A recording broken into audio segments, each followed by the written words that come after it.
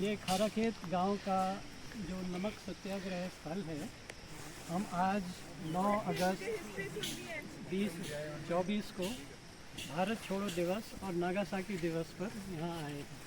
हर साल हम लोग आते हैं, कई संस्थाएं यहाँ पे आती हैं, यहाँ वृक्षारोपण का काम होता है, थोड़ा बैठते हैं।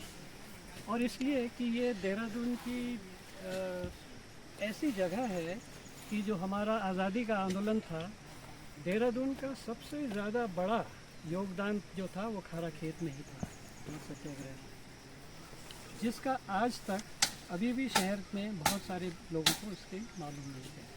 तो ये एक बहुत बड़ा ऐतिहासिक स्थल है और हमारे लिए तो ये एक तरह से तीर्थ यात्रा होती है। हर साल इस दिन पर हम लोग यहाँ आते हैं। आज यहाँ बहुत सारी संस्थाएं, जैसे हर साल हम लोग यहाँ पे कई संस्थाओं में मिलकर वृक्ष लगाते हैं, तो आज भी बहुत सारी संस्थाएं हैं जो यहाँ आई हैं। आपके विभाग से तो नहीं, जो एक वन विभाग से जो खड्डे खुदवाए हैं, और ये जो पेड़ और ट्री गार्ड्स मिले हैं, ये यहाँ एक संस्था है सिटीजन्स फॉर ग्रीन दून, ये उसके सौजन्य से यहाँ से मिले हैं। इसके अलावा और भी बहुत सारी संस्थाएं हैं, जैसे मैती आंदोलन है, तो यहाँ कल्याण सिंह रावत जी पद्मश्री यहाँ आए हुए हैं, ये भी हर साल हमारे साथ आते हैं। यहाँ डॉक्टर लालता प्रसाद हैं, ये आर्काइव्स, जो प्रदेश का आर्काइव्स डिवीज़न था, उसके डायरेक्टर रहे हैं। और दरअसल यहाँ जो हम लोग आए हैं, इन्हीं की उससे आए हम लोग। सबसे पहले यही हमको यहाँ लाए थे और उसके बाद हमने ये किया है। तो और इसके अलावा मैती आंदोलन, मैंने कहा, जैसे भारत ज्ञान विज्ञान समिति है, ये जुड़े हैं। श्रम योग इससे जुड़ा हुआ है।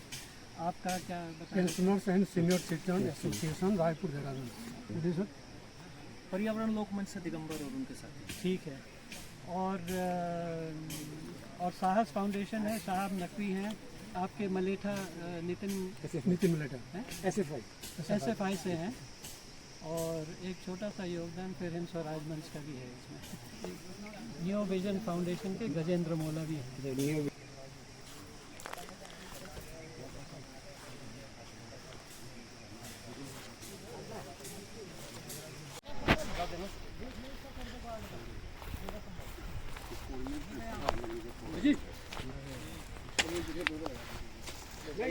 एक ही पेड़ के कई वाला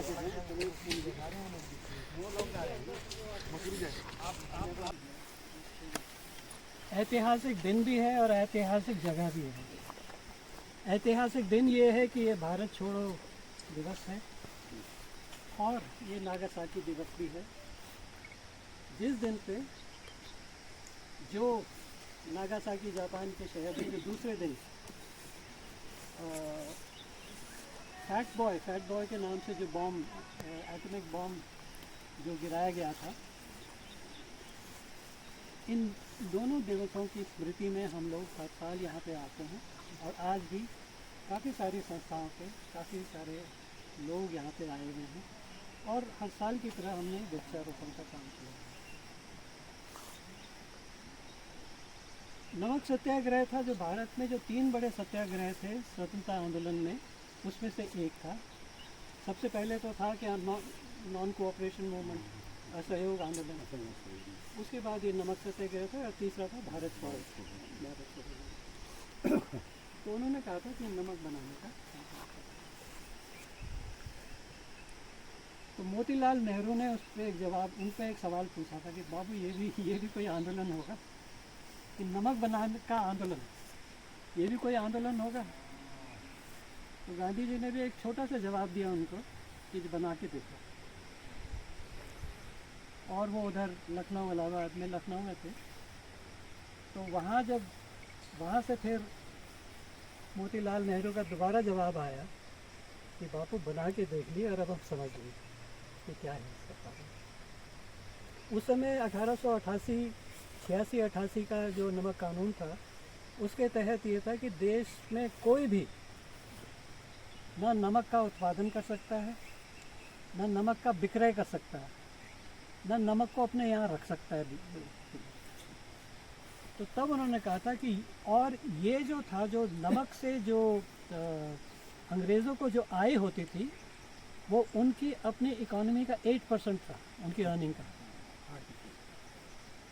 गांधी ने उसी दृष्टि से भी ये कहा था कि उनकी इकोनॉमी भी हर्ट होगी और नमक ऐसी चीज़ है जो आम आदमी को छू सकेगा। और वाकई में ये हुआ कि जब 12 मार्च से उनका ये मार्च जब दांडी मार्च शुरू हुई थी तो 79 लोगों से शुरू हुई थी और 5 अप्रैल को जब वो दांडी पहुँचे तो 3 मील लंबी यात्रा थी। और जिस समय ये खारा खेत में नमक बन रहा था उसी समय 3 दिन की कार्यशाला वहीं दांडी में ही महिलाओं के बीच में गांधी कर रहे थे। और वो किस बात पे कर रहे थे? शराब पे, शराब पे और बाकी जो भी मुद्दे रहे होंगे। और उनका एक स्पष्ट महिलाओं से कहना था कि इसमें किसी भी पुरुष को नहीं दे। और ये 3 दिन के सम्मेलन में किसी भी पुरुष का नाम आता है क्योंकि अगर पुरुष आपसे जुड़ गए सहानुभूति चाहिए तो ये आंदोलन आपको चलाता है नहीं चलेगा। खड़ग सिंह ने कहा कि बापू आप तो एक समुद्र पे नमक बनाने जा रहे हैं, लेकिन देहरादून में इधर गढ़ी कैंट के ही इलाके के थे। हाँ, नेहरूग्राम के रहे। अच्छा, यहाँ पर आए थे शायद, ऊपर के रास्ते ही लोग आते थे। तो वहाँ तो एक नदी है जिसका पानी नमकीन है। और ये जो आपके पीछे का हिस्सा है ना, आज पता नहीं बारिश में वो कम हो गया हो, लेकिन आज भी यहाँ का पानी हल्का सा है। कि हमारे यहाँ एक नदी है जिसका पानी ही खुद नमकीन है। तो मैं कहा इससे अच्छा तो सबसे अच्छा तो तुम मान लो। तो तब जब वो वहाँ से लौटे खड़ग बहादुर 6 अप्रैल के बाद, तो महावीर त्यागी और जो भी आंदोलनकारी उस समय थे उनसे बात की।